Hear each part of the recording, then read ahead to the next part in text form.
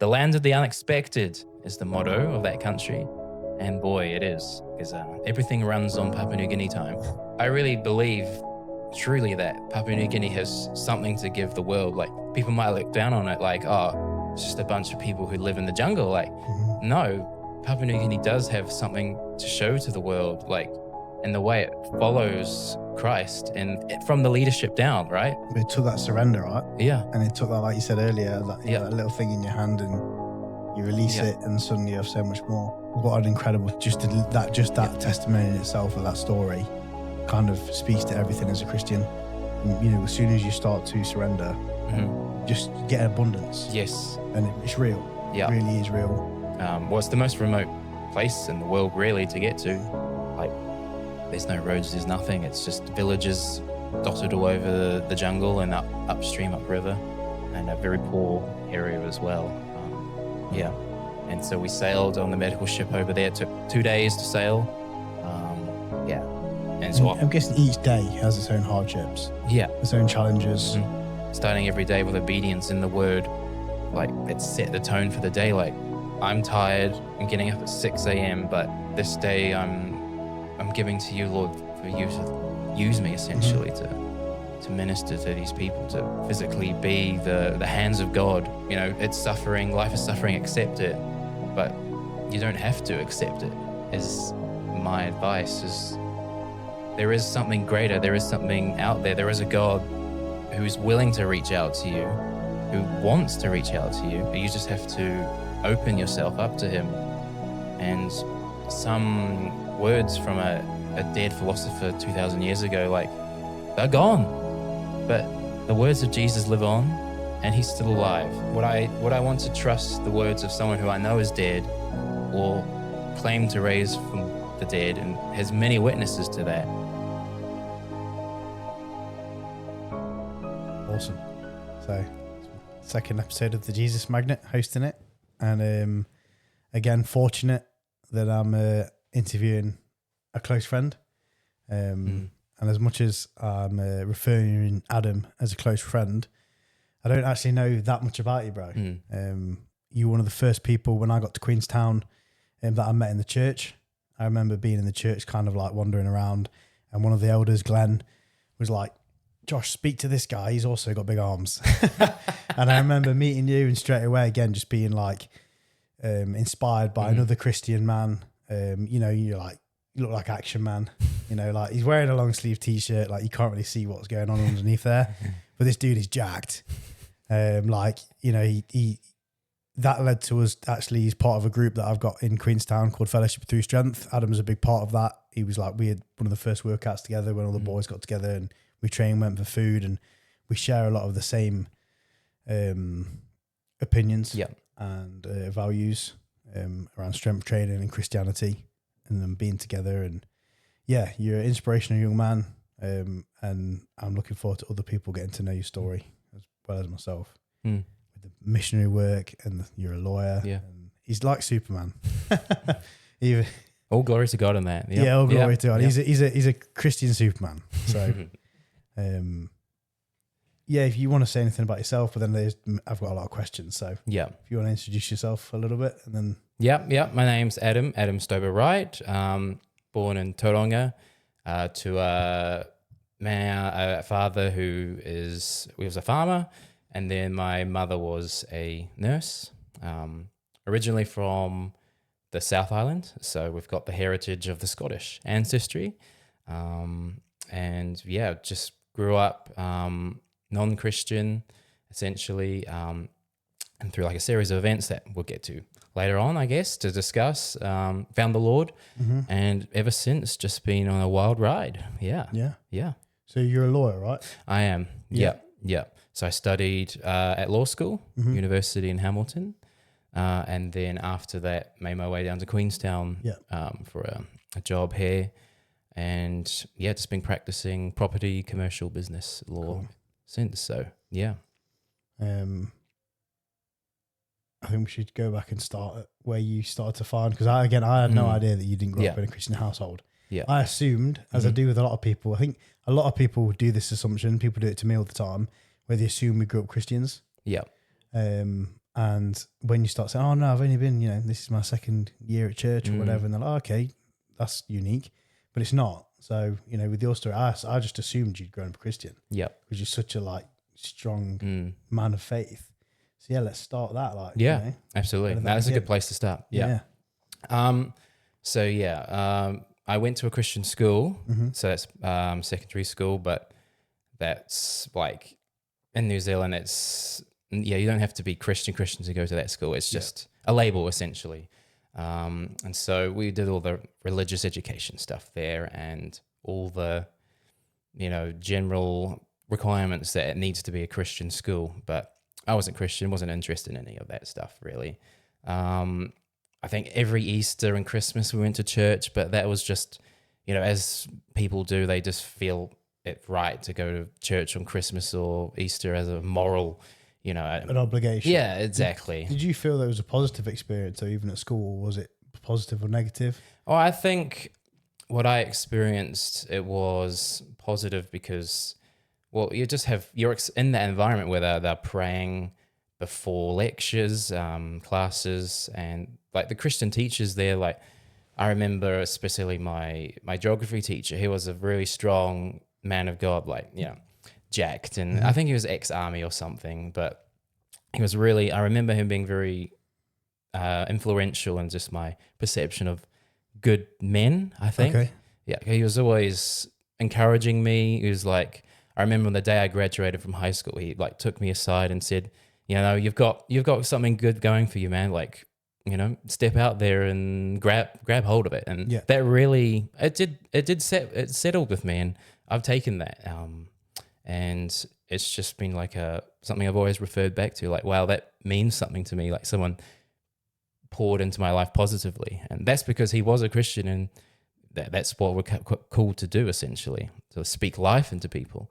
Yeah. And even though I wasn't a Christian at that time, that has resonated with me. So even though maybe the teachings themselves that you were being taught at school and were maybe not being forced upon you, but being put upon you. Well, you're in that exposed to that environment. Might not have been what kind of touched you or kind of touched your heart, but it was the actual example. Yeah, it was being set by this guy. Yes, exactly. Yeah, so it was this example of this kind of father figure. So it's just this well, not father figure, but this strong man of God. It's pretty cool, man. Yeah, that was good.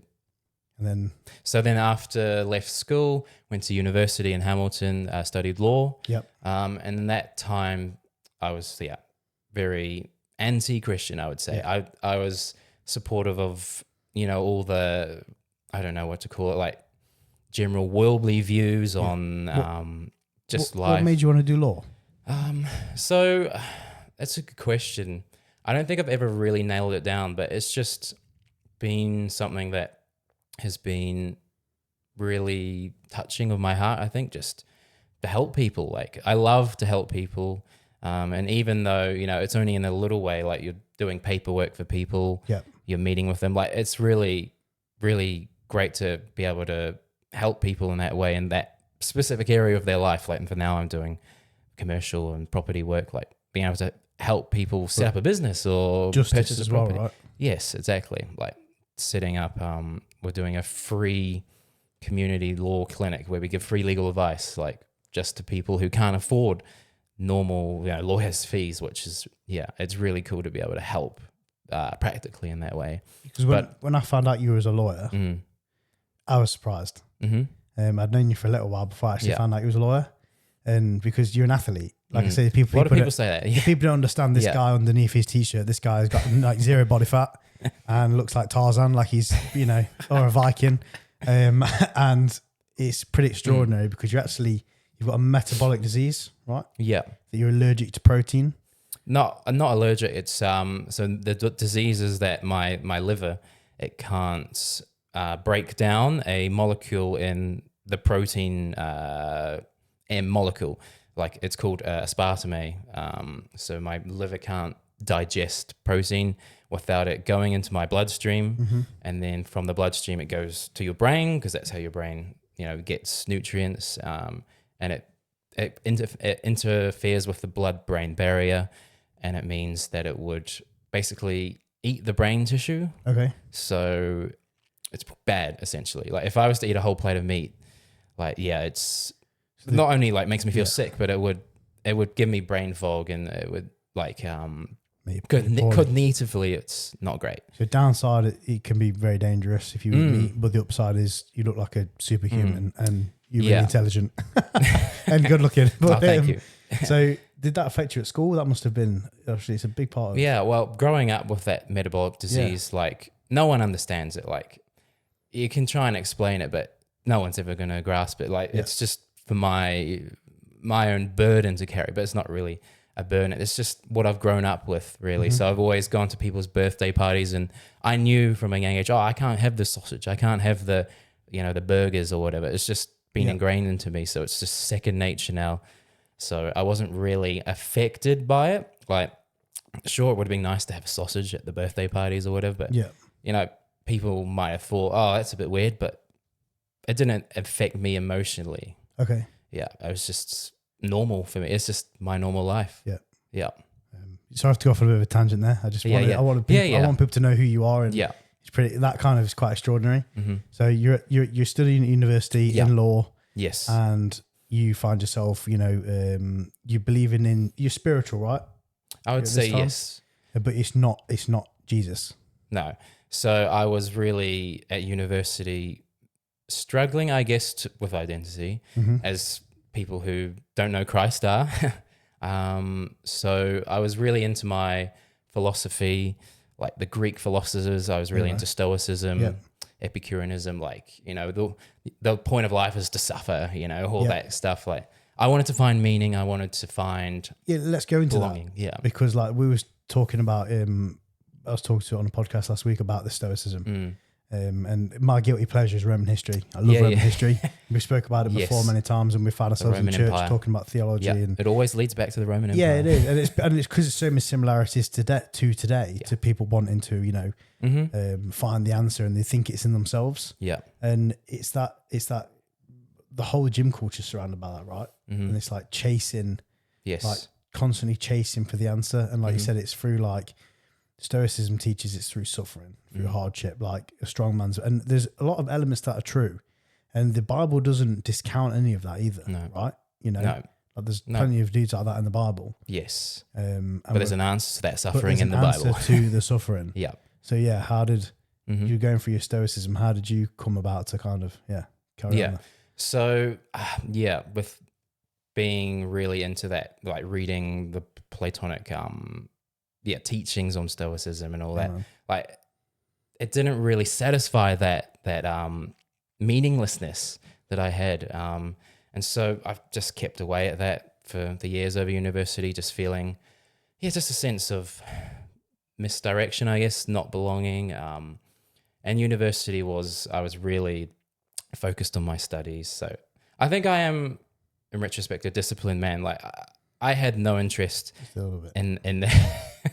in party life at university. Like the only time I would go is because like friends like peer pressured me into going, but I had no interest in partying it up with, sleeping rounds. It's just, for me, it had no benefit. Like even though I wasn't Christian, like I just had that moral, I don't know what it is. Just, it's something inside like, no, that's not the way to live. Like this consciousness. Yeah, exactly. Yeah. Yeah. And so after that time at university, like even though I was disciplined and all that, like I didn't find God at that point. I think it was after university I graduated. I got a job offer in Auckland or Queenstown, and I thought if I go to Auckland, like I'm going to be stuck in that corporate life. I'm a very active man, like hiking and stuff like that in Auckland. Just living in a city, probably not going to get much of that. Queenstown, I've been coming down here since I'm young. There's lots of mountains, lots of skiing, lots of activities to do outside. And I thought, Queenstown's the way to go.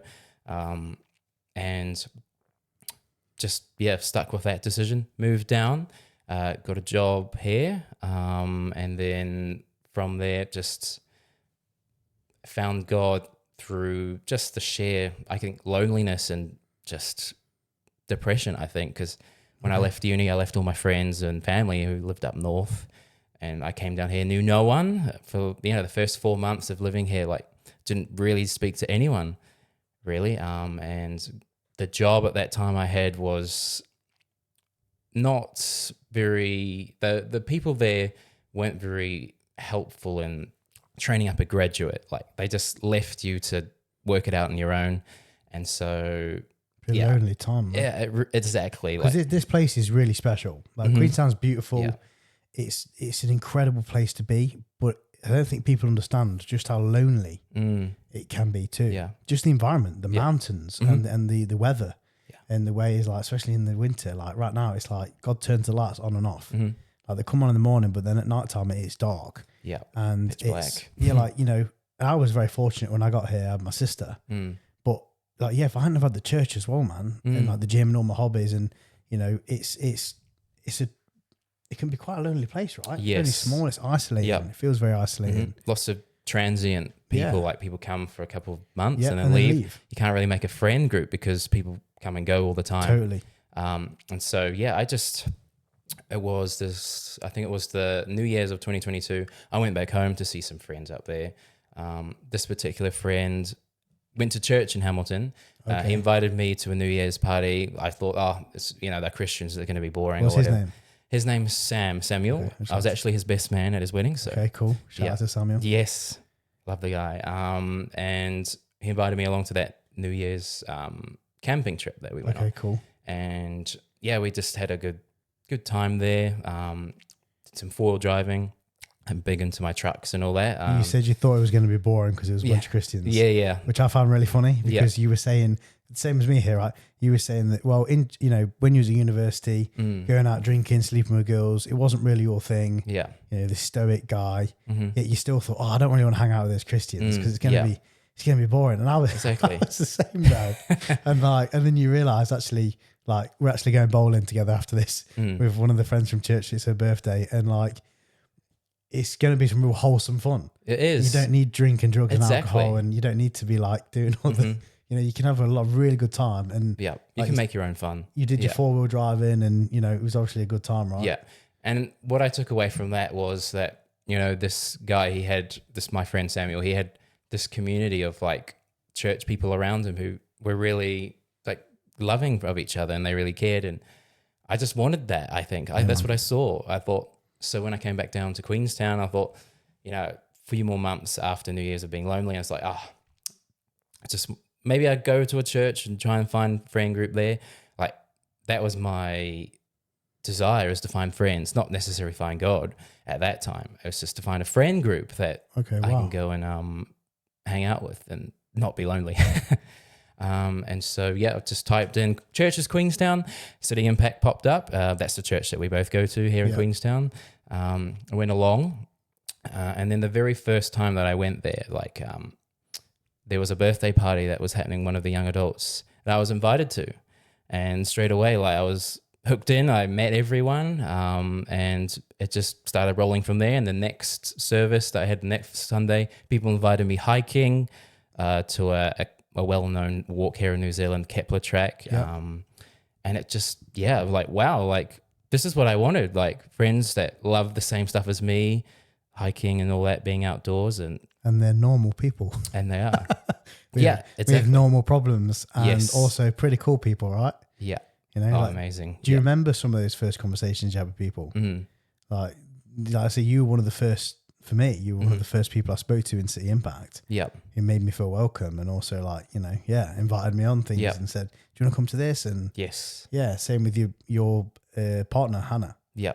You know, she was like one of the first people I kind of really spoke to in young adults, and like made me feel so welcome. And really, bro, it's a really amazing It is a thing. welcoming environment. Yeah. And that's what church should be as well. Like, people 100%. like who I was, lost, just wanting friendship or whatever they're seeking. Like, we should be that answer to them. We should be like Christ in welcoming them in. Yeah. But what's amazing about that is the fact that, like, it's a beautiful community of friendship and different people from all different places, especially here. But like, the thing that actually joins us all together is Jesus. Yeah. Like, it's not just a club. It's not just because I've been part of like all kinds of different things, you know, that are like really positive things, whether it be like, you know, gym, you know, jiu-jitsu, horse riding. There's so many things you can be part of. and that's just to name a few. But the difference is they're all about something. They're all about, and it's like that makes it quite niche. Yes. Versus like with church, it's like it's not about any of that. It's not about us even. It's about Jesus. Mm-hmm. So there's no real. You don't get that kind of like. No one's better than the other person. Like you can't be.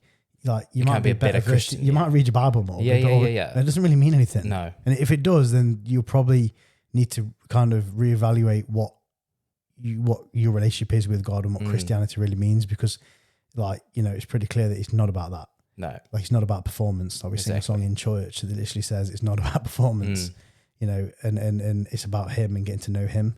And we're just a family that are united under one Father, right? Yeah. And I think that's why it's so special. A dysfunctional family, but a family. Very dysfunctional family, right? Yeah. Yeah. We're all equal before God. Like no one, like you say, is better than anyone. Yeah. Like we're all on the same journey towards obtaining Christ likeness. Yeah. Yeah. And we're at different points in that journey, but we're all equal. Mm-hmm. Yeah. How soon after coming to church, enjoying, did you actually start to lean into Jesus and start to get, because you're obviously having a good time, community, having fun, listening to the sermons. Yeah. When did it start actually touching your heart? I think it took a couple of months, I would say. I think I was at uni. I was spiritual, like you said. I prayed to a God, a self-created God. So I created a God that I would pray to when I needed something or whatever, or just, thank you for this thing that happened. It was really, it's a weird time. I don't know what triggered that, but you was talking to God. You just didn't know who Jesus was, right? Yes, at that time. But after I started going to church, I did start to pray, but I don't think I had the understanding of how to pray or what prayer involved, and like actually praying to him, but also listening as well. So that took a while to set in, to actually have that relationship. Like it's not just a one-way street, it's two-way. You have to take the time to listen and not just like blurt it out, oh, thank you, Lord, for the day, blah, blah, blah, blah, blah, but you actually take the time to listen as well. And that could be, through reading your Bible. So I think it took a while for me to actually start reading my Bible. That was after I went back home up in Tauranga, found a Bible and dusted it off from the cabinet. Okay. And brought it back down with me and started reading it. And from there, like, it really started resonating with me, especially the book of Acts, when Paul was traveling around after Jesus had ascended and spoken to him in the vision. Like, wow, this is cool. Like, he's journaling around the whole, known world at that time, speaking to these people groups about what he's seen and the truth as well. And especially when he was in Greece, because he talks about coming into contact with the philosophers there. Like, they would have been Stoics. Yeah, right? totally. Yeah, and that really hit home. Like, wow, like here is something that I've been involved in. And the two worlds are colliding, like, Christianity and Stoicism right there. Yeah. Same here, man. Yeah, and I was like, it blew my mind. I love that. I was like, yes, this is cool. Yeah, and when you read Marcus Aurelius, when you read of his writings, and you read of these, and then when you read the early, like when you read James, that's very, very... It is, isn't it? Much based in philosophy and sounds like a Stoic writing, because that's the people they were surrounded with, and that's how they that's what they were reading. That's how they spoke, that's how they wrote, that's how they know how to communicate. That was the culture. It was the culture, time. right? Yeah. And it's pretty awesome, really. And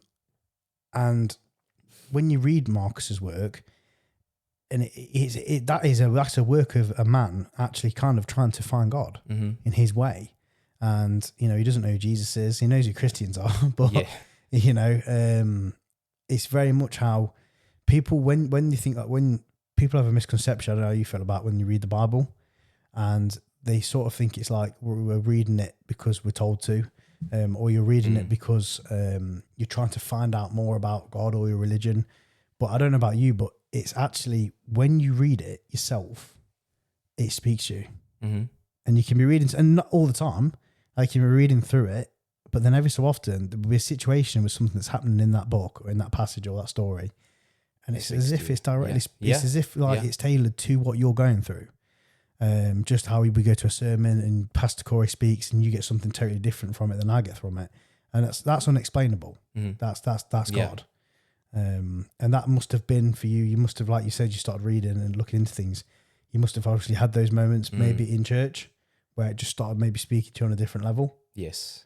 And you started having these moments of, oh, maybe this is directed to me. Yeah. Yeah. It's like, it's relatable. It's not just, I think with Stoicism, it's very blanket, like one size fits all, but Christianity is very tailored. Obviously, God wants a relationship with us. And so that's what he does through his word and through his actions as well. What was the difference between the shift in between, you know, because it is interesting that, and I think this is going to speak to a lot of young men now that are like, you're this strong, stoic, fit man who's found this community. What was the difference between the Stoicism and Jesus? Because for me, it was the fact that Stoicism's, it works when you want to be an athlete. Yeah. It works when you want to be a tough warrior and all of the good stuff. It's awesome. But when life falls apart and when things actually get hard and times change or whatever, and not all of us can just rely on that strength. Like for me, it was in like Christ is the ability to forgive yourself and forgive others and put shame away, you know, and all of that stuff and lay things at the cross that Stoicism doesn't offer. Yeah. It doesn't have an answer. Yeah. But yeah, God does in Christianity and what Jesus did. And that's, I think what spoke to me is like, wow, this creator God who made us is willing to have gone through suffering to relate to us and then basically redeemed us from our wrongdoings. Stoicism doesn't have like an explanation like, why is there evil? Yeah. I guess if you go into the details of it, Christianity doesn't have an answer, but it has a explanation for why you have to go through all this stuff in order to find God, essentially. Like there is purpose in the suffering, whereas Stoicism is just, no, there's just suffering. Yeah. Like there's nothing you can do about it. Yeah. Like just Get on with accept it. Yeah. But Christianity is, no, there is meaning to the suffering. It's finding God. Like to be human is to suffer, but you don't have to stay in that suffering. Like there is a way out. There is a light. Yeah, man. Yeah. Yeah. And it's really powerful. Not staying in the suffering. Life doesn't have to be suffering. Yeah. Doesn't actually have to be. It can be actually really good. Yeah. That doesn't mean you're not going to go through hardship. Not at all. But no. I mean, it doesn't have to be this like endless thing of like, you know, this toughness. You don't have to be a macho man. Oh, just suffer because, you know, we're the told point to. of it. Yeah, totally, Yeah. man. No, you can find joy in God as well. And how did that start to affect your life when you started finding that joy? Yeah. I think it did change my mindset as well. Like I came from this, just being lonely, depressed, poor me, to, well, now I have this community. I have something to be thankful for. And I have purpose as well. Like there is something that I can offer, and that is to basically share his message to other people like me who are in that pit. It's just, like going back to why I did law, like there is the ability to help people with something. And it's, you know, obviously it's a bit more than, you know, helping someone buy a house. It's their salvation for eternal life, but it's still helping them nonetheless. Yeah. Yeah. Cause it sounded like, you know, you were lonely, but you were a lonely winner. I think there's a lot of lonely winners now. Like you weren't lonely and not achieving anything with your life. Yeah. You were lonely, but you was going like from a worldly point of view, you had everything. Yeah. Like, you know what I mean? Yeah. You literally, the lawyer, you know, you've got this mad physique, you know, you're in Queenstown. Yeah. You know, what's wrong with you? Why aren't you Exactly. happy? You should be happy. Yeah. And then, yeah. Well, I like to speak on that. So my first job in Queenstown as a lawyer, it didn't end well. Let's just say that, because like I mentioned earlier, they didn't really help with training you up as a lawyer. You're kind of expected to, fend for yourself. That's the, I guess the horribleness of the legal industry is like, that's what people do. Like you come as a graduate, you're meant to work like a dog, and you're just like let it to fend for yourself, because that's what the bosses experienced when they were graduates. So it's a cycle of just like, yeah, it's a vicious cycle of people just not being very nice to each other. And like my boss there, they're very smart, obviously, but they didn't have any leadership ability in that regard. So at the end, I just ended up resigning from that job because it was just, it wasn't a positive environment to be in. And I think when I walked into that meeting to discuss about, resigning essentially, like at that time I'd been going to church for a few months. So I had that foundation of like, yeah, Christ is with me in this. Like I'm going into this meeting not with myself, just myself and my own knowledge, but I have Christ behind me and he loves me no matter what. Wow. And I just like, yeah, That's I'm resigning from a job in the most expensive place to live in New Zealand. I'm not going to have any income and I just rely on God. Like, and you were at that time, you was even saying to yourself, right, I'm going to rely on God. Jesus is behind me. He's got my back. Yep. That's so different from being a stoic. Yeah. I'm going to go in there and like exactly. Just tough man my way through changed. this. And yeah, man, that's a big shift. Mm-hmm. And in that time of unemployment between jobs, like I think I really did grow my faith then. That was a season of growing my relationship with the Lord then. So I remember one time just breaking down like, I surrender everything to you, control. And that's been a big thing in my life, like surrendering control to him. But I was just like, I rely on you, God. Like I trust you, like this will work out. And I think not long after that, I had a job offer from a firm, which I now work at now. And so that was kind of a testimony in that as well. So usually graduates, like for legal work, it's very hard to get jobs. And this firm that approached me, they approached me. And so that's like kind of unheard of in the legal industry because a graduate with no experience, like why would they approach me? I would have to approach them and go through all the interview process and all that. Yeah. But no, they just reached out and said, we know I right. looking for a solicitor. So God provides, man. I can really attest to that. And then was it at those times, those times where you kind of look up a go? Yeah. I had quite a few of those myself, and it's a little bit like, firstly, before we go on, before I start talking about the grace train, when was that moment for you? How did that look? Was that in church? Was that after a sermon? Was it a call to altar? Or was that at home? Was that like in your own personal space where you was like, I surrender? Was it like an actual moment? Yeah. I remember, I think the day that I gave myself to the Lord, I had the mindset that I want to get close to God, and I love hiking. So I climbed up one of the tallest mountains here in Queenstown, and I just like cried out to him, like, awesome. I give my life to you. So that was the point. That was the point where I did surrender to him and let him take control of my life. I remember that. Yeah. Very powerful. Sounds like something like one of the Roman philosopher kings would have done, and when they started turning to Christ, they went on. That's what they did. That's pretty cool, man. Yeah.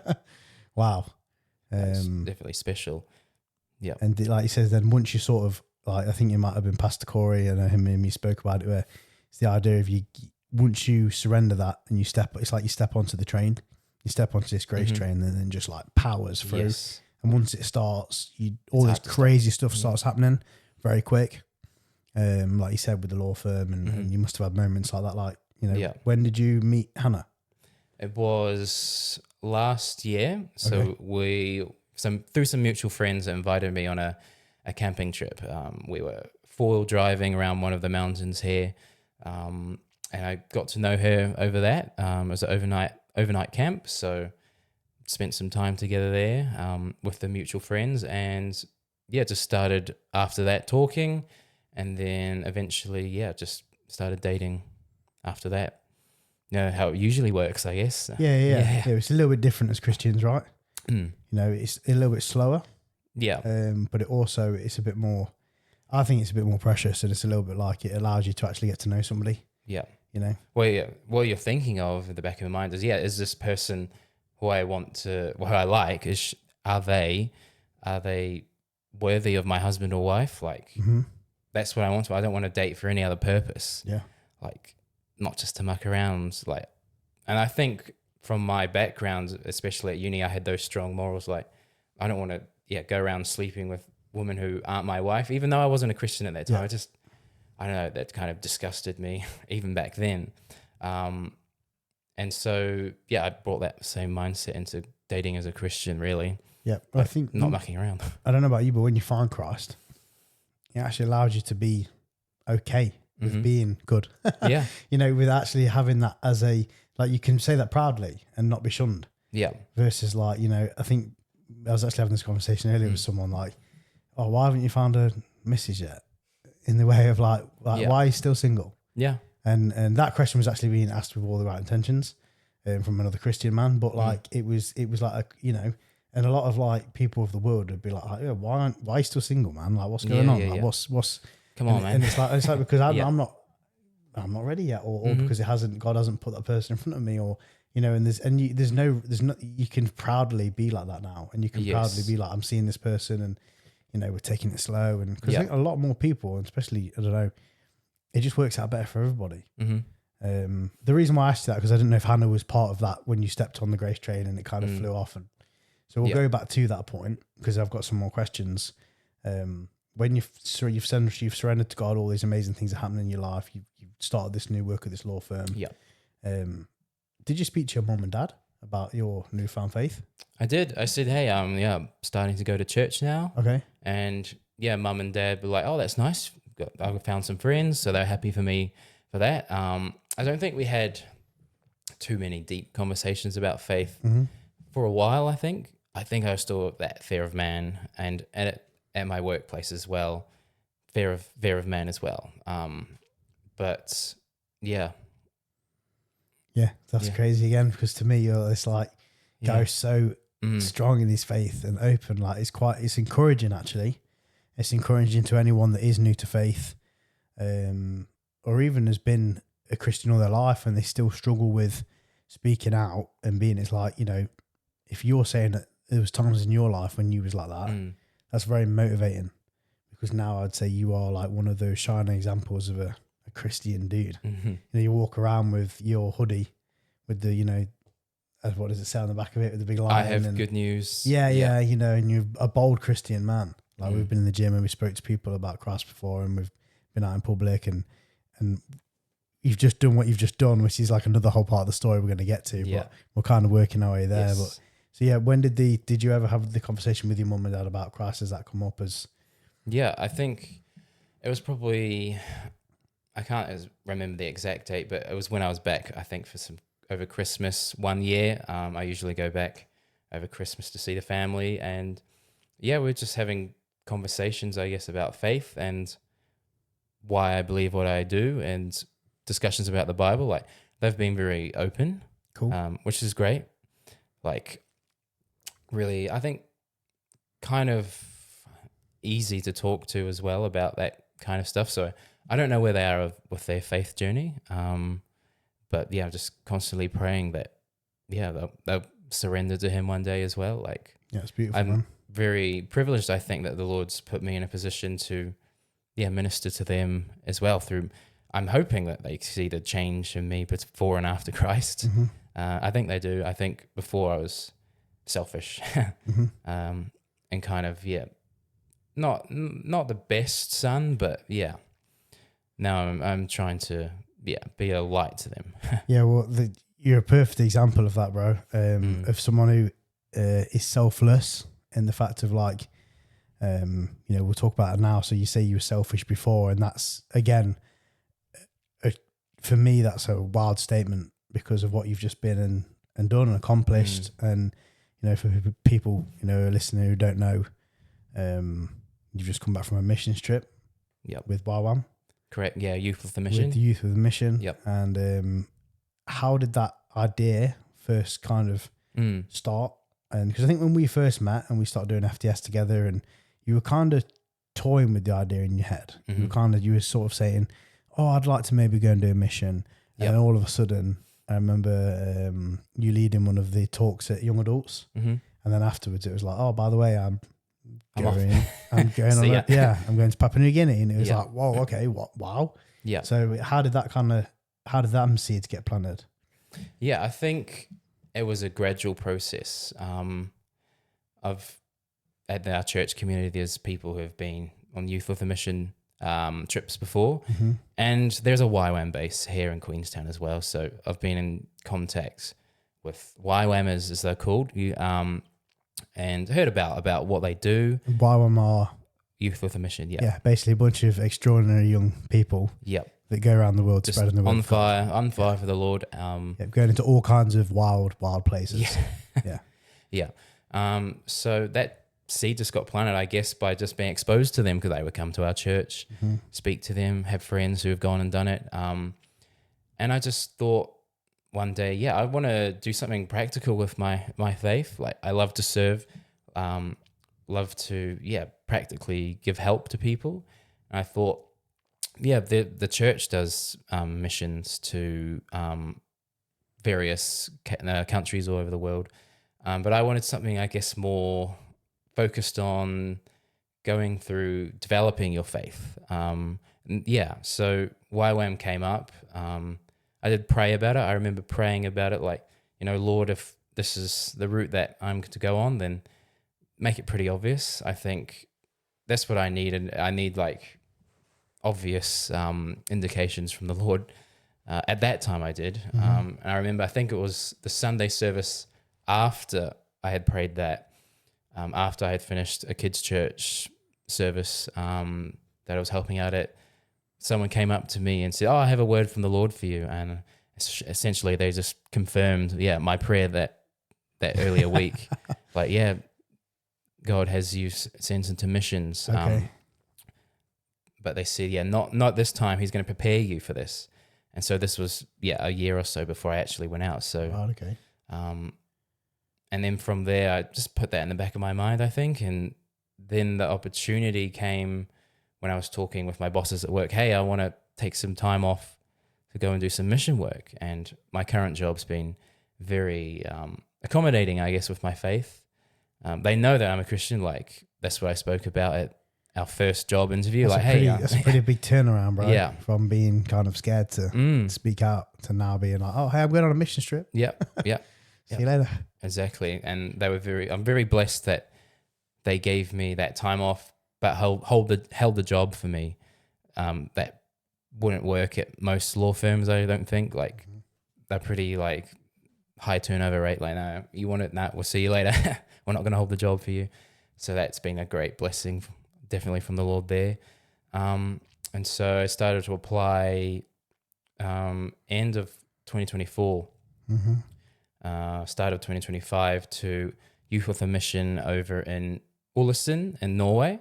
Cool. And the reason I went there is because, I've always wanted to go to Norway, and that's like travel with faith. Because deep down, you know that you're Viking.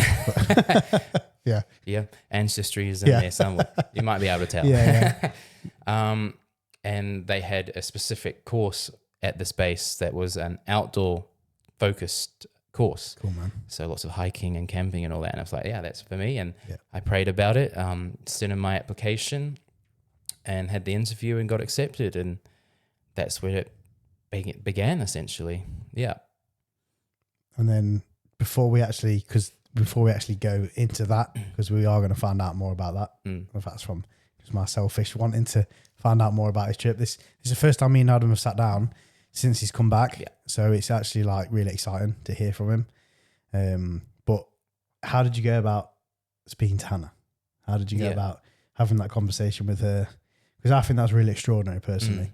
And also seeing how your, I'm going to call her your future wife. Yes. The way she's been operating, man, since you've been gone, and also how you've operated and everything has been really, really extraordinary. Yeah. And just so cool. It's felt like for me, it's like a step into the past to like, it's like seeing someone go off to war. Do you know what I mean? And you might not have gone to war, but you've gone into some pretty crazy places, bro. Yeah. You know, and like being away for that amount of time and then seeing these two young people, the way you've been has been really extraordinary and beautiful and quite special. So yeah, how did you bridge that conversation? How did that go down? Yeah. How was that received? Yeah, so we were dating still out at the time, but it was more, we're newer in the relationship. And so, I just had the conversation one day, like, hey, I'm thinking of going on a missions trip. I'm going to be away for this set time. I'm going to go do all this. this is, what I know that the Lord is calling me to do, to set aside a time period of my life to in service to Him and to grow my own faith as well, develop it, to really, just be in this environment where I'm able to nurture my faith as well, and not be like the disjointed, like working and then faith, but just this this environment where I'm able to always be exposed. They call it the YWAM bubble. You're always in this like God-centered environment. Yeah. And yeah, she was incredible about it. Like, she said that she was very happy for me to go and do that. Like, that's what the Lord's been calling me to do. And yeah, she said, like, I don't know, it's a big thing to be away for someone for 7 months it was, and the long term distance relationship, which is hard to do. But yeah, we essentially said, we're going to make it work. Like, I told her I see her as my future wife. Like, I want to make this work. Like, it's not ideal, but this is, my service to the Lord. My relationship with the Lord is always above any physical relationship I have, with a woman. So that's what I wanted to do. And like, if she said like, no, I don't want to be with a guy who's going to go off and, travel the world and do that for 6 months, and I was totally willing to accept that. Like, the Lord is above all my own desires. But she was just amazing, and it was incredible to have her basically by my side, even though she wasn't there physically when I was over there. Like, Yeah, man. The calls that we did and all that was just a gift, bro. Mm-hmm. Yeah, and it all comes from God, but it's a gift, man. It's amazing. Yeah, so it says it all right. Mm-hmm. It is. And then let's get on that plane and tell us about it, bro. So flew over to Ulstein, Norway. That's a very picturesque little fishing town in the North Sea, the coast of Norway, just below the Arctic Circle. Very cold. And the YWAM school was a discipleship training school. So that means lectures involved on different topics, various topics about, hearing from God, lordship, all these different topics that they fly in teachers from all over the world to speak about. Yep. And so the setup of the school was we'd be in lecture time, and then that would be 3 months. And then after those 3 months, we'd go on a mission trip to various locations over the world to put into practice what we've been taught and our own faith, evangelism, like really stepping out, like preaching, and just service to the people that we meet there. Yeah. Just a time to be a light to these people that we meet, and to bring the glory of God as well wherever we go. Yeah. Pretty extreme, pretty intense. Yes. Yeah. It is an intense schedule.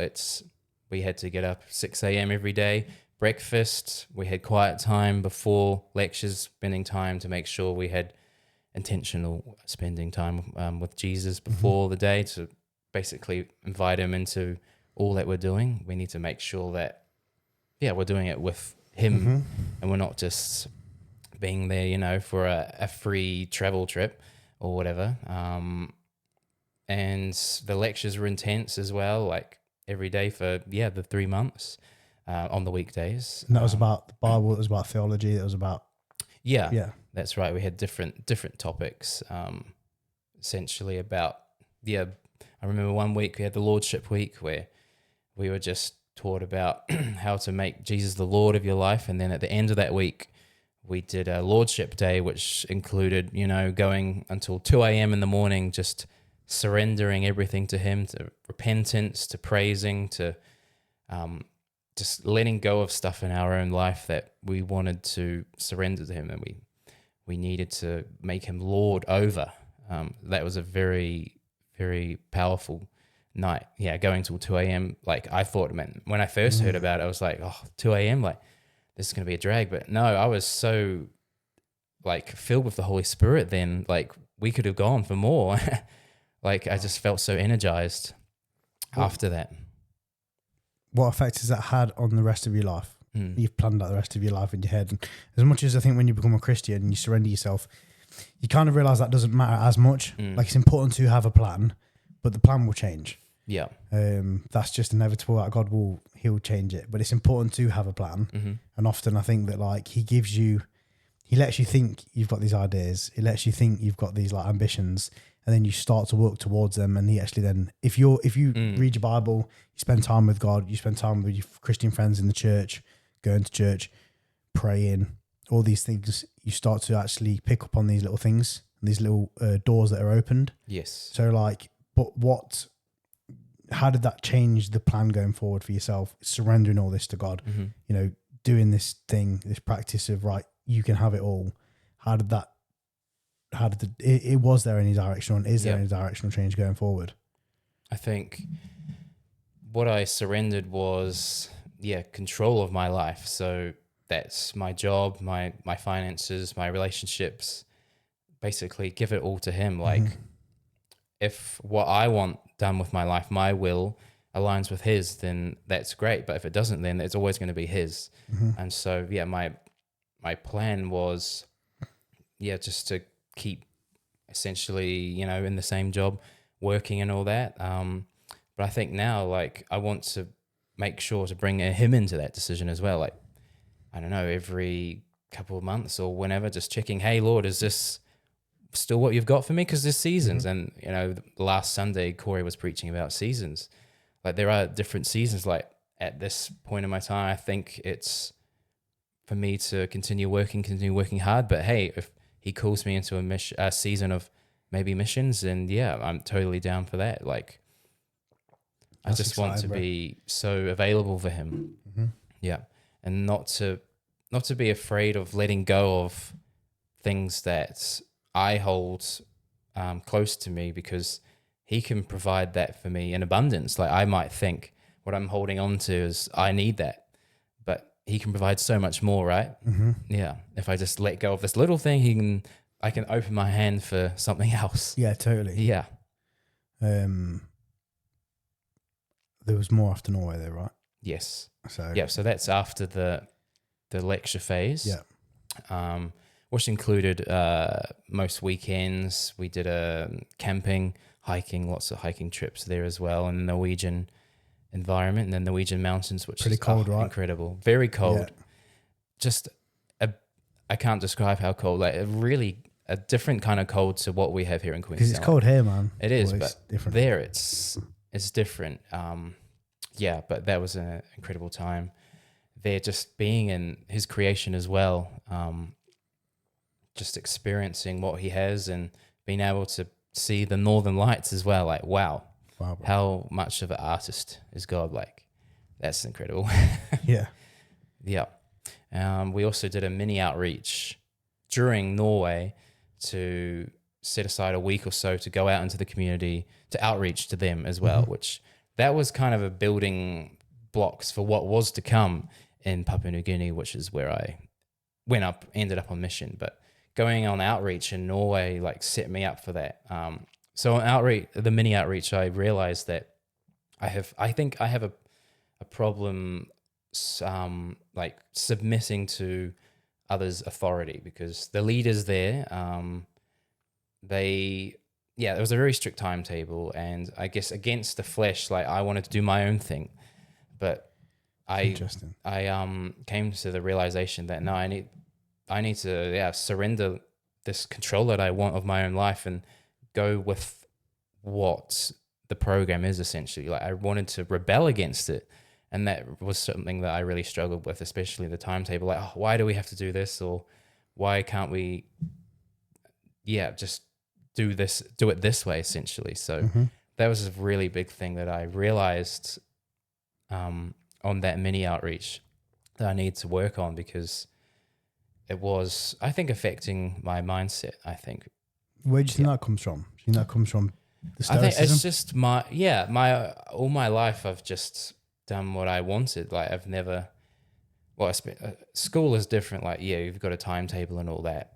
but after being out of school for so long, it's difficult to adjust back into that. I think it was a bit of that as well. Yeah. Adjusting back into that, because if there were 18-year-olds on that course, they've just come straight out of high school. I've been in the workforce for however many years. They'd probably be more susceptible to submitting to the leader's authority on that course, because they've done that with teachers and so. But I've been out of that. I think just as we grow older, we become more rebellious and wanting to do our own thing, essentially. So Would you see that as a test? yeah, I think so. As a challenge from God, maybe, let's see how Hey, Adam work deals on with it. this. Yeah. Yeah, work on this, a bit of patience, a bit of, because although in that situation, you're thinking these guys aren't really my authority. I'm a grown man. And Yeah, they were younger as well. yeah, One exactly, of them was one bro. younger. So it's kind of like, yeah. but maybe it was just part of the learning experience, Yeah. because you are very individual. You're very, you're an individual man in the sense of like, you're a powerful dude and you're very headstrong and capable. That's the word I'm looking for. You're a capable guy. So you don't need someone telling you what to do. Yeah. So I can imagine that must have been pretty tough for you, bro. Yeah. But it's all learning, right? And he gives us those opportunities to learn. Yes. And versus before we just fight back, and as now we see it as more of like, okay, maybe this is teaching me something. Yeah. I found myself in those moments many times out here, where I'm like, well, maybe this is teaching me, how to be. Yeah. How to be a better follower. Yeah, a better follower, a better man. Christ wants us to be better man. He wants us to be like him and try to emulate the example he sets. And he's not going to do that in our lives without giving us challenges. Yes. From the stoicism side of things, you can't get stronger if you're not put under stress. No. It's like if you've got all these Christian virtues, but maybe that was a virtue that needed to be tested. Let's see how Adam reacts being told what to do by some kid. Yeah. Yeah, and it did pop up again in Papua New Guinea, but we can get to that later. Yeah, let's do it. So, Keep going, bro. Yeah. So that was the lecture phase, and we flew to Papua New Guinea. But first we did a stopover in Australia, in Townsville, where we stayed at the Y1 base there for a couple of weeks, served the community there. We were involved in the stable, which is like it was around Christmas time. So but just before, this is like in the desert, right? Townsville, yeah, it's very hot. Like it's like something out of a movie. Yeah, it's like desert with the Western kind of for how you imagine like arid Australia to be. Yes, that's it, right? Yeah, it's definitely outback. Yeah, outback, right? Yeah, and then I say you, which is just another crazy environment, right? You've gone from this mountainous, beautiful, freezing cold place to this arid desert with bearded dragons and was it tumbleweed rolling past and kangaroos and all the good Australian extreme, bro. Animals. So we did the Christmas show there, which is called the Stable. We participated in that. We were actors in that. Yeah, and I think that really was something that struck me there. Like, we were dressed up in this, actor's clothes. I pretended to be King Herod. You was King Herod, right? It was, yeah. So I really lent into that authority. Like, that was fun. It was a good time as well. Had you ever done anything like before? Actually, I did it at primary school. And but you'd never done anything ever since? Like, no, not really. It's good. I was the same. I did the Christmas play and it's the first time I'd done anything like that. Nice. And it's good fun, right? But it is. Yours was a bit different because obviously I got up 3 times over of 3 days and did a play and it's kind of over and done with. The stable was going into the community, right? It was. So we were at we created a set of Bethlehem, and it was basically a big festival. So people came to that, and the community was there. The whole community was there. So of course they had like music playing with bands and all that, and stalls and food stuff. But there was this dedicated area to the Christmas story, the biblical story of Jesus' birth, and it's really cool to be able to be part of that and to tell the story of Christ and what it means to be Christian as well through acting, but to people who may have never heard of it before. There were so many people. I can't remember how many figures, but there's just, it was a credible amount of people who came through over the 5 days that we were there. But being able to be part of that, just being able to minister to the community in that way. We weren't standing there, shouting with billboards like repent or whatever, but we were doing it in this way that people can relate to, I think. Yeah, totally. and good fun, I bet. Yeah. Yeah. Yes. Yeah. So that was the Australian bit of the outreach. But then, we went to Papua New Guinea. The land of the unexpected is the motto of that country. And boy, it is, because everything runs on Papua New Guinea time. Okay. Yeah. So we arrived there. We flew into Port Moresby, which is the capital. Yeah. And then we flew to this area in the Milan Bay province of Papua New Guinea Cool, man. called Alatau. So that was a little, what would you call it? A little town, I think, on the very eastern cape of the mainland. And from there, we stayed with the church community there. We're talking like jungle, right? Yeah, it's very humid. It's the most uncomfortably hot I've ever been. Okay. Yep. So you've gone from the snow to the desert, and now you're Into the jungle. Now you're in the jungle, man. Yes, Wow. that's right. And so in that Alatau area, we were able to minister to that local community. There were some young guys there that we were able to connect with as well. It was all about connection, ministering, and that was great there. So we had the plan to go to an island called Samurai Island, which was near Alatau, about an hour and a half in a little rickety boat. Very, very PNG themed. Just turn up at the dock and some random guy loads all your stuff in and you're off. You're like, I don't know if we're going to make it. Yeah. It's very, it's PNG time. It's just a different type of what we're used to. Because this was the first time that I've been in a developing nation, I think you would call it. Yeah. You could just see the poverty and the desperation there as well. So that was a bit of a shock as well. How did that further your relationship with Christ? Being in that environment, being in all these environments. Yeah. How did that like change the way you did it have it must have had a big impact, right? It did. I think the people were the ones who changed my mindset the most, I think, and grew my relationship, because just the overwhelming joy that these people have. So Papua New Guinea is a self-proclaimed Christian nation. They say it's 99% Christian. It's in the constitution. It says, it entrenches the fact that it's Christian and it, God above all. So it's very out there as a Christian nation. And I think that reflects in the people to some extent. Maybe it's just like culturally Christian. There's no intimate relationship, but because of the fact that they don't have any worries or anxieties like we do in the West, like mortgages to pay or bills and stuff, like it's just so peaceful, and there's joy in their eyes. Like they just offer a sense of just like unknowable peace, unless you see how they live. Because what did you call it? On a developing country. Yeah. It's like, well, maybe.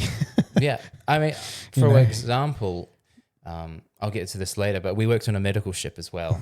And we had the Prime Minister of Papua New Guinea come on board the ship. And we were able to pray with him over the journey and over the country. And like, wow, how can you imagine, like, if you're the Prime Minister of New Zealand was, praying and seeking God in all that he does, like how much different more would New Zealand be on track? A lot different. And you see, like, I really believe truly that Papua New Guinea has something to give the world. Like, people might look down on it like, oh, it's just a bunch of people who live in the jungle. Like, no, Papua New Guinea does have something to show to the world, like in the way it follows Christ and from the leadership down, right? Well, that's the top down. Like, the Prime Minister is, actively seeking God, and it really shows in what they can accomplish. And I really believe that, it's going to be a prosperous nation. Like, incredible, man. Yeah. Incredible. No, it's cool. And then, because you worked on the boat, you did the medical stuff. Yeah. Obviously, go on. Yeah, so we're leaving Alatau, getting back to that story. We're going to an island called Samurai. And from there, the plan was from that base on Samurai where we would stay at a contact's house, we would go to neighboring islands and minister to the youth and to the people there as well. We would give sermons at their local churches and stuff. So we arrived at Samurai, very warm, very tropical island, just intense heat. So after we sweated our way up to this house that was on the top of a hill, we would be staying for the next, I think it was 19 days we planned to stay there and minister to the local area. We discovered that the water supply there, we couldn't drink it. It was full of basically mosquito larvae and stuff that our little stomachs couldn't comprehend. But to the Papua New Guineans, they've got iron guts, so that's fine. But that was a big spanner in the works, essentially. And for me, I think this is another test as well. Okay. So immediately, like, we're in the jungle, we're in a place far from the ability to buy any water, and we bought like packets of water with us, but that was the only water we had for 19 days, and you can imagine it's 19 days. We were planning there for 19 days for these that's all we had. It was 35 plus degrees, humidity of probably close to 100%. Like, you walk outside and you're dripping straight away, and that it really concerns me because there's no aircon, right? No. This is a hut. Yeah. No, well, even if you have power, it's a miracle, really. So yeah, where was I? I was just really concerned, like, hey, we don't have enough water and we need at least probably 4 liters a day per person.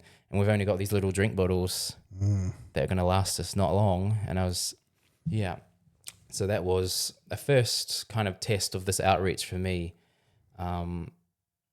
We didn't see, like, Lord, we came here to minister to the local area. We turned up, like, this is what we're being praying for, like, we can reach people. So I guess we had to surrender control to him, like, again, surrendering control, and just let his will be done. But we were just a bit miffed, I think, like, we've come all this way and now we'll run out of water essentially, and we won't be able to do our original plan. So after that we only were there for 5 days. So we ran out of water after that, and we accomplished some things on Samurai, like we helped clean up the local beach. I got to preach in a church there, which was incredible, really cool, really special, in fact. For me personally, stepping out. Bro, that's pretty awesome.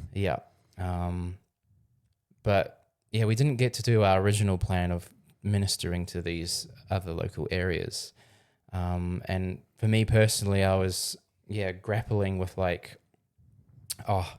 this is not what I envisioned my outreach to be. Like, we're just going and doing the dirty work.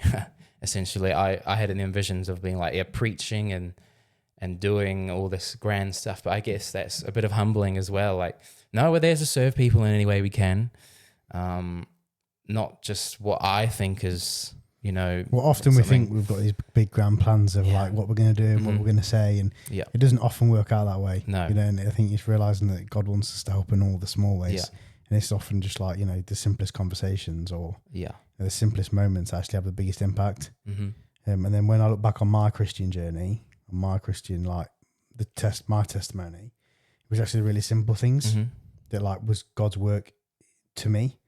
And I think like you could probably share the same, like it was your friend inviting you to a party that started everything. And it was like the simple things at the church. That catalyst, so it was like just going and doing, just being there, man, just touching the hearts. And it didn't have to be this massive thing of, and I think that comes from, again, the background of being a winner and stoicism and wanting more. And it's like we have this like, I do it every month for my men's forums, bro.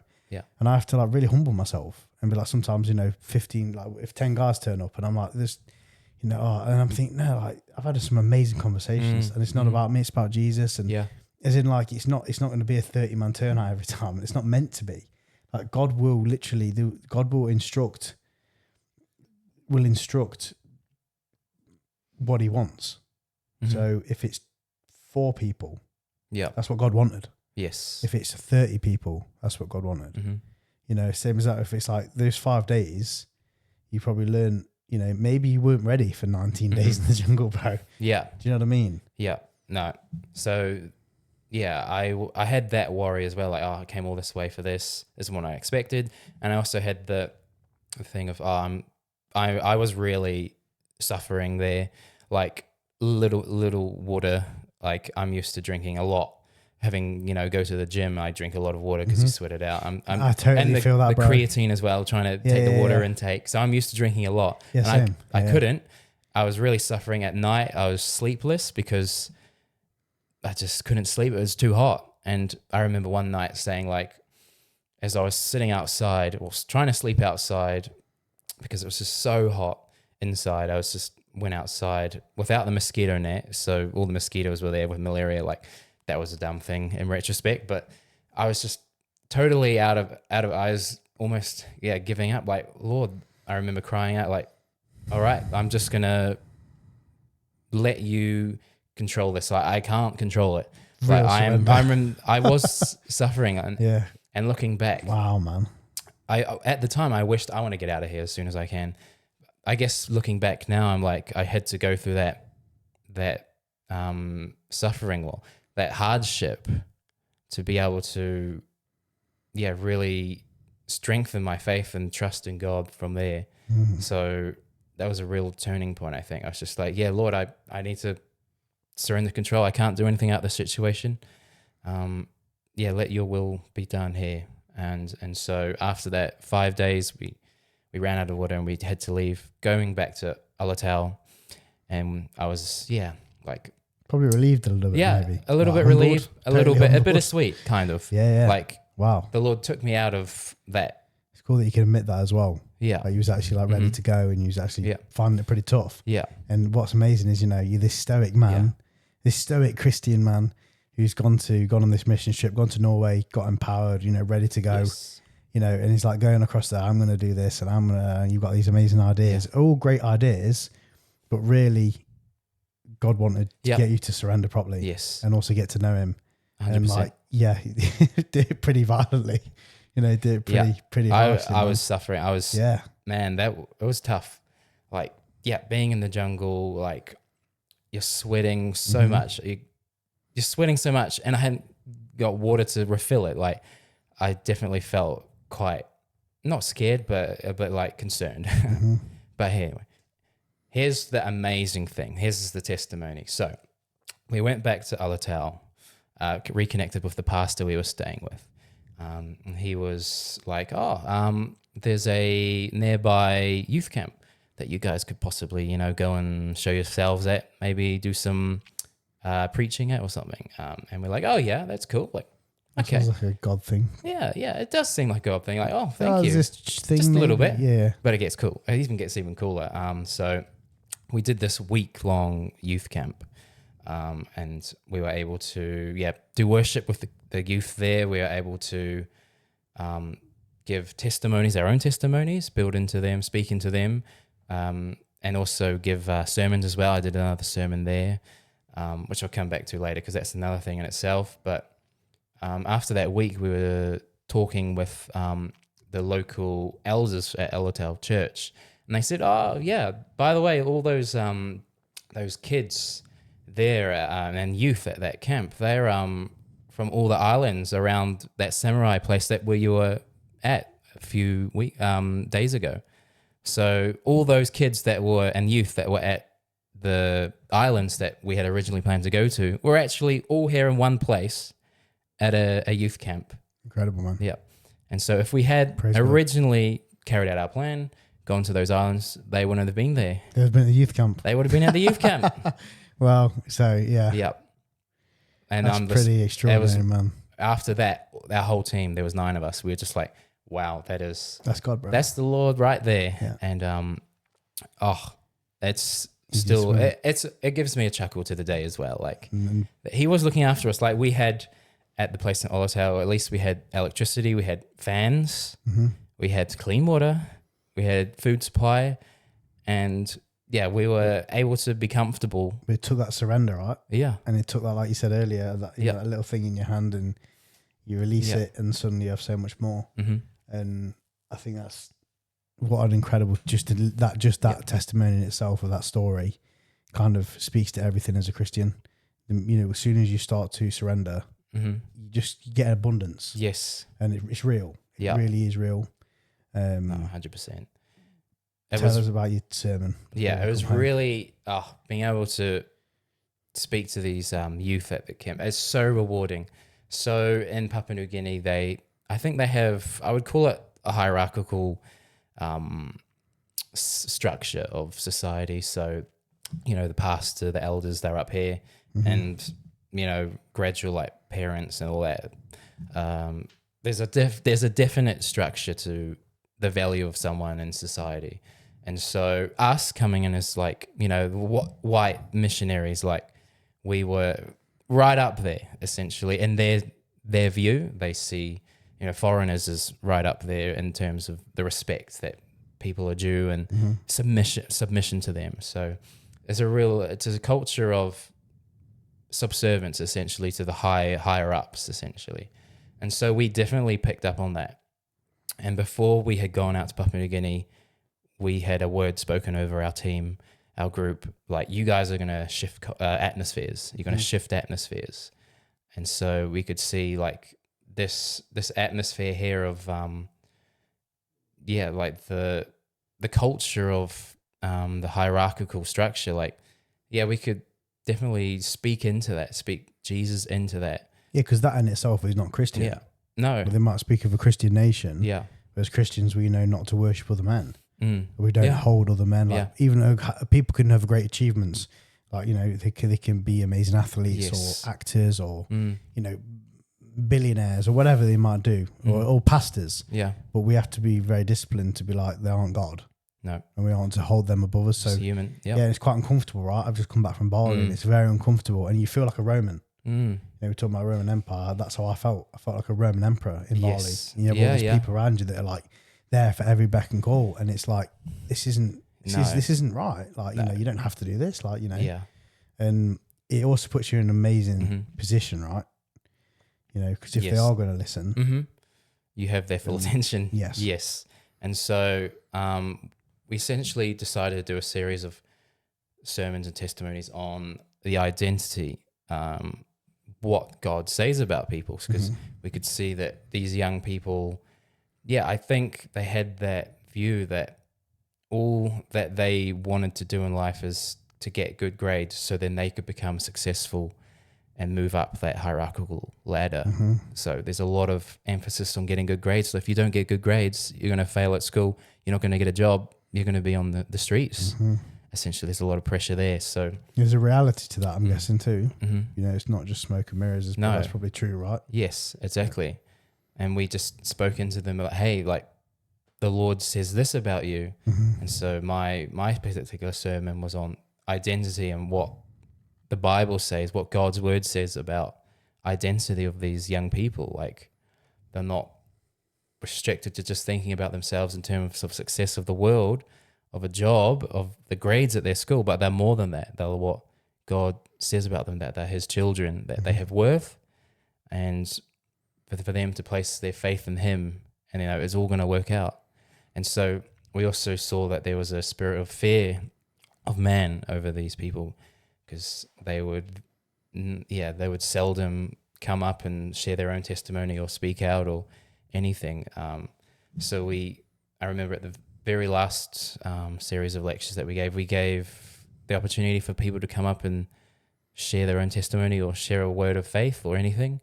And we just really had been praying about that. Like, people would step out of this spirit of faith, of fear of man, and just break through that. And so at first, we asked it and no one came up, and we were like, but we, in the back of our minds, still praying. And then slowly, one by one, people came up, shared testimonies, spoke words of the Lord over their classmates, their peers, and we could see a shift of atmosphere there. Incredible, man. Yeah. What a thing to be part of, bro. Yes, like visibly seeing God moving there. So all that stuff you had planned, Yeah, those 19 days, all in one place, yeah, and all we in were one place, we were and comfortable. incredible, man. Praise God. Yeah, man. And then how did coming back after that feel then? How's it getting back to Queenstown? How's the last couple of weeks been? You know, seeing Hannah again, it must have been pretty cool. And No, that's been good. We went on the medical ship one as well. If you want to talk about that. Oh yeah, first. sorry, bro. Yeah, I didn't realize. I thought I was kind of. No, there was more. Yeah. Yeah, it was 3.5 months. I think we were there. Okay. So yeah, after that youth camp, obviously our whole group is really pumped for that. Like we saw like the direct guidance of God, like directing us to this youth camp where we could minister to all these kids, like, and then just see like the change of atmospheres there, and people overcoming the fear of man and all that. That's amazing, bro. It's inspiring stuff. And after that, we flew back to Port Moresby, where the YWAM medical ship was that we would be serving on for a month. And so with that, we sailed to Western Province, which is the most remote and poorest. It's the most remote place in the world, really, to get to. Like, there's no roads, there's nothing. It's just villages dotted all over the jungle and upstream, upriver, and a very poor area as well. Yeah. And so we sailed on the medical ship over there. It took 2 days to sail. Yeah. And so I'm guessing each day has its own hardships. Yeah. Its own challenges. And how much of this time did you spend like speaking to God? You must have really solidified, because you had that early part in Norway and it's like, you know, you learn about God. You're kind of being told to have these moments with him in the morning. Yes. And you probably don't realize what it's prepping you for, but it's prepping you probably for this moment where you don't know, like you probably didn't have to think about it all that much when you was in Papua New Guinea. I'm guessing you just needed God. I'm guessing there's probably quite a few moments of the day. You're just crying out like, I got nothing left. Like no one else can help me. You've been pretty tired, pretty exhausted. Yeah. You know, like you're saying you were pumped up, but physically and mentally, and it must have been pretty, you know, you're now getting on this medical boat and. Oh yeah. It's definitely, the energy came from the Lord. Like looking back, you're like, how did we do that? Like continuously every day. Yeah. Right. And yeah, it's just, again, like starting every day with obedience in the word, like it set the tone for the day. Like I'm tired, I'm getting up at 6 a.m., but this day I'm giving to you, Lord, for you to use me essentially to minister to these people, to physically be the hands of God, and to really just lean into that strength from the Lord. And I really, before I'd gone on YWAM, I don't think I placed as much emphasis on spending time in the morning in prayer, because you always a rush. You wake up, you're off to work. But yeah, the times that you spend with him in the morning is really integral for setting the precedent for the day, really. Have you managed to keep that up since you've been back? Yeah. Yes. Made that part of your special, man. What does that look like? So just Bible reading in the morning, and then worship as well. Like we did a lot of intercession as well. Intercession was pushed pretty hard for that, and that's something I hadn't done before, like interceding for others, like picking around a topic to pray for everyone to pray into. It's really powerful as well. And I think, it just comes to mind now. I remember on a course, a lecture that we had done, we interceded for the teachers, I think village, they were from India, where these people had been persecuted for Christians, being Christians in India. And we interceded for them. And then I think the very next day she came and said that these people, essentially the village that had been ostracizing them for their faith, had like basically been told off by a leading figure or something for how they've been treating these people, and they've accepted them back into the community essentially. I'm like, wow, that's like pretty awesome. That's our prayer. That's our interceding prayer. That helps. It's God, right? And then how has that affected coming back to New Zealand now? How has it made you see like our church? How has it made you see Christians here? Because there's a big difference. There's a big difference between, like, it's all the same faith, but it's very different. you know, Mm-hmm. the problems that we face here, you know, like they're no smaller, no bigger. It's different. No, You know, it's exactly. different. And how has that been coming back here now and walking through God and Mm-hmm. like going forward? How do you see yourself like operating here? Things changing. Like, what's the mission going forward now you're back here? Mm-hmm. Yeah, that's a good question. So I think the main difference is obviously, like you said, we've got different struggles, but it's all the same to God. Like he doesn't say, "Oh, that person's struggle is better. Oh, attend to that first or whatever." Mm-hmm. I think it's just really encouraging to see people, just place so much trust in Him and really step up to placing their whole reliance on Him. It's clear to see Yeah. the power of that, bro. Mm-hmm. You know, everything's so much has changed for you by just doing that, right? Yep. And very different story to the podcast I did earlier, Mm-hmm. but you know, it's so similar in the fact that just that surrender changes it all, because we know we don't have to rely on ourselves anymore. No. It's not about us. It's not about what we're going to do. Like, He's going to do what He's going to do. You know, God's going to move things. God's going to make things happen. His plan for us is His plan for us. Mm-hmm. That doesn't mean that everyone's chosen. Doesn't mean that everyone's, you know, God's not going to plan out everyone's lives. We have to surrender to Him. We have to, you know who the Father is, Mm-hmm. to accept that grace, to accept those, you know, gifts. But like, once you do, life changes, right? Yeah, And it does. if you could offer anybody, like, we'll round it off there. Like, you know, it's a pretty incredible story, and it's only the start. It feels like, to me, it's only the start with you. Mm-hmm. You know, like, I'm really excited to have you back here. I'm really excited to have you back in the training group, part of the men's forum again, and just see you part of the church. Like, you're a real man of service, and to reflect from starting off as this stoic man with the world at his feet and accomplishing all these amazing things, all in a righteous manner, Mm-hmm. but doing it for very much himself, being unhappy, then finding God, being a man of service. Like, what would be the piece of advice to anybody who's kind of, you know, aim at the Stoics, at these young men now who are kind of working out the world for themselves, and they're probably feeling like lonely winners? Mm-hmm. Yeah. What would you say to them?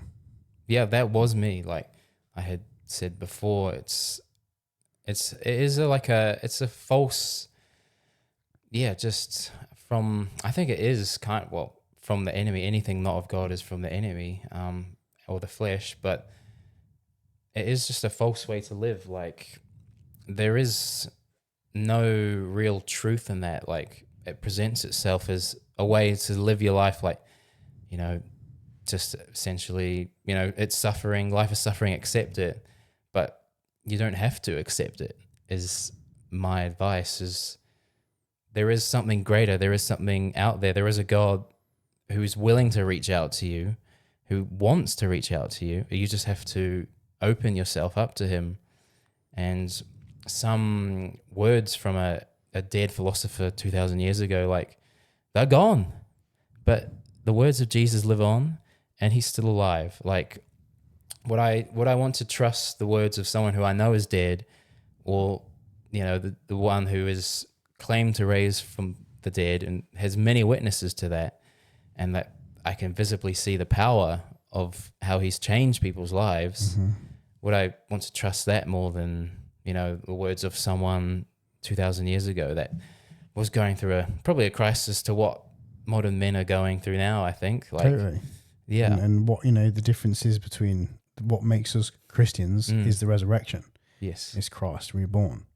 And that the same spirit that rose Him from the dead is the same power and spirit that lies in all of us. Yeah. And that's, you know, that's pretty special, right? Mm-hmm. But yeah, I think, the basis of it is, it's a hard world out there. It's hard. The world today, especially what man is, what to be masculine is really skewered, and people are trying to seek what the truth is. And Jesus offers an absolute perfect view of masculinity. He was, you know, the manliest man that has ever lived. Like, that is true masculinity, to serve. Like, it's not to be served. Like, there's so much truth in that. And I think, masculinity today is being skewered, I think, by the enemy. And that's how it's his plan to destroy the view of men and how to be a real man, because, to be a real man like Christ is powerful. Yeah. There's so much power in that and so much leadership. But if, you're following these lines of thought that, I'm just meant to, sit down and take it because that's stoicism, like, that's not helping anyone. That's not helping yourself, really. No. Like, it's giving you a reason why you're sitting down and suffering, but it's not an answer to it. Yeah. And we're told, actually the path to the truth is narrow, right? And the way I see that for men is like, on one side, we're told to be Andrew Tate, which is kind of like a Roman philosopher, hardcore, out for himself in many ways. Yeah. And then the other side is to be super feminine and all these other kind of odd things. Yeah. In this liberal mindset. And it's like, well, there's actually a path right down the middle. Yeah. And that's called Jesus. Yes. And that's a fine line to walk. Yeah. Because Jesus is a combination of everything. And strength. Yeah. But also perfection. Yep. Yeah. It's being able to be strong, but being able to be soft. And then all that other things, and forgiving and loving, and and you're doing a really good job, Adam. Yeah. And thank you. I think we've already kind of spoke about what your plan is going forward. It's just to keep trusting God, right? And keep serving. And I mean, these experiences, like, they have added to me as a character. Like, they've built my character. They're good to have. Like, now I can say that I've seen God. Like, I've experienced God firsthand. I've been through these situations where I've had to place my faith in God, and now going forward, like, I can draw from them. I can draw from these experiences. I can really say it's solidified my faith even more. Yeah. Awesome, man. So what would the final message be to the young men that need to hear it? I would say, if you're a younger man out there, you're seeking, acceptance in this world. You're seeking what is this thing called life? Like, where do I even start? Like, I think it's as simple as open a Bible. Doesn't matter what translation, just read and let God speak to you. Like, just open your heart. Don't worry about, what